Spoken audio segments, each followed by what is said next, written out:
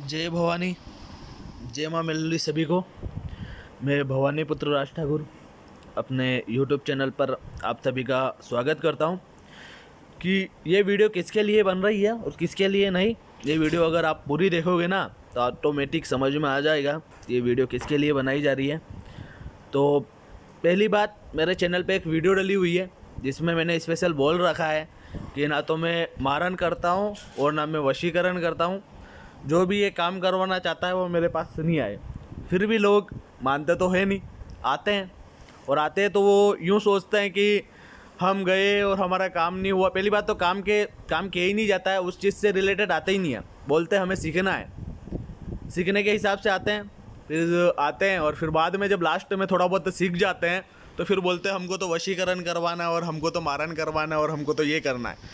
मतलब पहले अच्छी पहचान बनाना और फिर बाद में ये चीज़ें बोलना, और बाद में जब ये काम नहीं किया जाता तो सामने वाले को बदनाम करना। मेरी इस वीडियो को आप सभी को समझ में आ ही रहा होगा कि कोई बंदा मारन के लिए और वशीकरण के लिए आया था। अब पहली बात कि जो अपने गुरु का नहीं हुआ ना वो किसी का नहीं हो सकता है। अपने गुरु की गादी हासिल करने के लिए अपने गुरु को ही मरवाना चाहता था।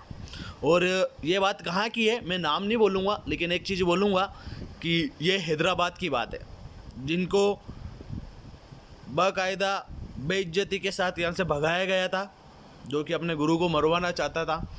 अगर प्रूफ रखो ना तो पूरा रखना, आधा अधूरा प्रूफ रखना मत, क्योंकि कि ये वाली बात तो हैदराबाद पीठाधीश में बहुत जल्दी पहुँचने वाली है।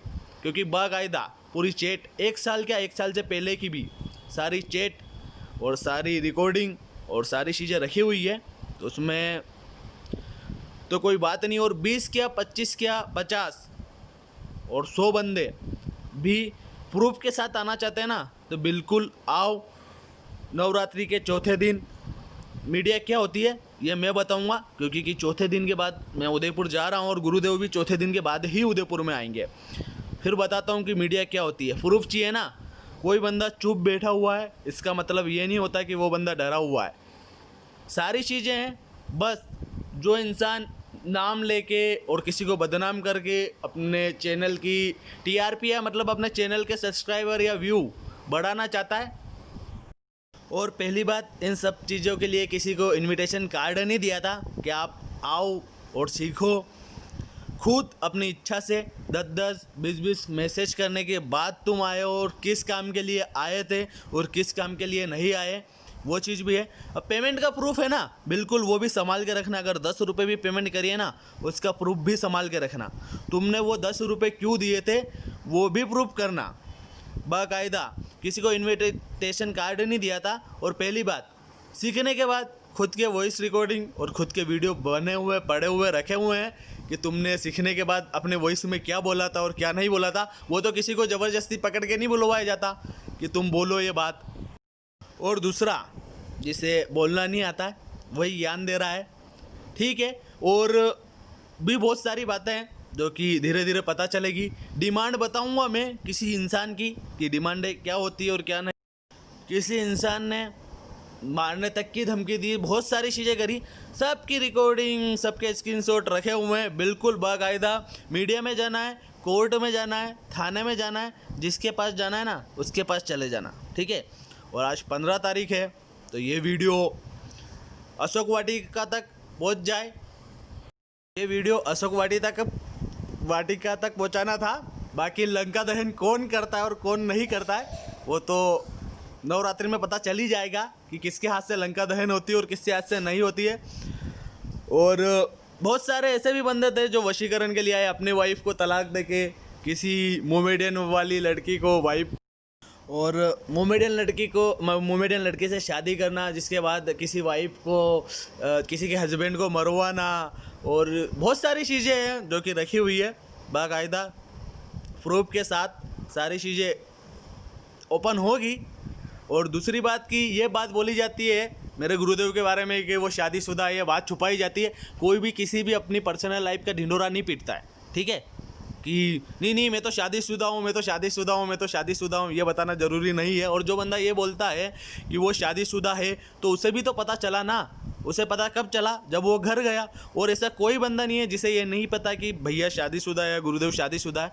सबको पता है कि वो शादीशुदा है। और जिसके नाम को लेकर और जिस महिला के बारे में या जिस लेडीज़ के बारे में बोला जा रहा है ना कि वो साथ में रहते हैं ये वो, तो एक चीज़ जो अभी तक खुलासा नहीं हुआ वो खुलासा मैं करता हूँ तुम सभी के सामने।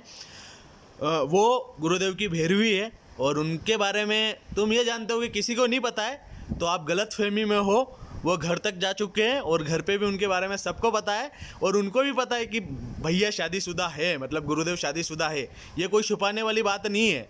और जिसको जो करना ना वो करो, बिल्कुल कोई दिक्कत की बात नहीं है। ये खुलासा मैं दे रहा हूँ। और भैरवी क्या होती है और कैसे साधना होती है जिससे लोगों के बीच मन में गलत गलत भावनाएं हैं वो चीज़ें भी दूर होगी। भैरवी के विषय में भी पूरी वीडियो प्रॉपर बनेगी। हाँ, मेरे चैनल पे डले या गुरुदेव के चैनल पे डले ये मैं नहीं बता सकता हूँ, वो उनके चैनल पे ही डलेगी बहुत जल्दी। और बहुत जल्दी बहुत कुछ आगे जाके आपको पता चलने वाला है। अगर भैरवी के बारे में कोई जिज्ञासा हो और जानना चाहता हो तो वो कमेंट बिल्कुल ज़रूर करना। उसके बारे में पूरी वीडियो प्रॉपर बनाई जाएगी। और अभी एक मंत्र दूंगा। लोग बोलते हैं ना मंत्र दे रहे हैं, ये कर रहे हैं, वो कर रहे हैं, नवरात्रि आ गई तो एक मंत्र जिससे सारे सत्कर्म होंगे। विधि नहीं बताऊंगा चलाने की, कुछ भी नहीं बताऊंगा, लेकिन जिस बंदे ने प्रॉपर तरीके से अगर वो मंत्र करा, उसका मेरे पास एक बाकायदा वो भी रखा हुआ है प्रूफ। मैंने खुद ने वो मंत्र करा है, सब ने करा है, बहुत सारों ने करा है, लेकिन चलाने का तरीका किसी के पास नहीं है, ये मैं बोलता हूँ। और बहुत जल्दी वो वीडियो भी डलने वाली है। और नवरात्रि आ रही है तो आज या कल वो वीडियो डल जाएगी। तो वो वाली साधना जो करना चाहे वो कर सकता है। चलाने का तरीका पर्सनली दूंगा, जो कि मुझे लगेगा कि बंदे को देना चाहिए तो ही दूंगा। ज़बरदस्ती नहीं है कि मैं दूंगा ही सही। जय भवानी, जय माँ मेलोडी सभी को।